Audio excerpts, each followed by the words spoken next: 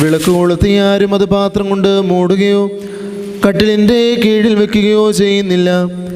പിന്നെയോ പ്രവേശിക്കുന്നവർക്കെല്ലാം പ്രകാശം കാണുവാനത് വിളക്ക് തണ്ടിന്മേലത്രേ വയ്ക്കുന്നത്. വെളിപ്പെടാതെ മറവായും പരസ്യമാകാതെ ഗൂഢമായും ഇരിക്കുന്നതൊന്നുമില്ല. നിങ്ങൾ കേട്ടതെങ്ങനെ അത് സൂക്ഷിച്ചുകൊള്ളുവീൻ. എന്തെന്നാലുള്ളവന് കൊടുക്കപ്പെടും, ഇല്ലാത്തവനിൽ നിന്ന് തനിക്കുണ്ടെന്ന് വിചാരിക്കുന്നതും കൂടെ എടുക്കപ്പെടുകയും ചെയ്യും. അപ്പോൾ അവൻ്റെ മാതാവും സഹോദരന്മാരും അടുക്കലേക്ക് വന്നു. പുരുഷാര നിമിത്തം അവനോട് സംസാരിപ്പാൻ അവർക്ക് കഴിഞ്ഞില്ല. നിന്റെ മാതാവും സഹോദരന്മാരും പുറത്തു നിൽക്കുകയും നിന്നെ കാണുവാൻ ആഗ്രഹിക്കുകയും ചെയ്യുന്നുവെന്ന് ചിലർ അവനോട് പറഞ്ഞു. യേശു തമ്പുരാൻ അവരോട്, ദൈവത്തിൻ്റെ വചനം കേട്ട് അതനുഷ്ഠിക്കുന്നവരാരോ അവരാകുന്നു എൻ്റെ മാതാവും സഹോദരന്മാരും എന്നതാൽ കൽപ്പിച്ചരുളി ചെയ്തു.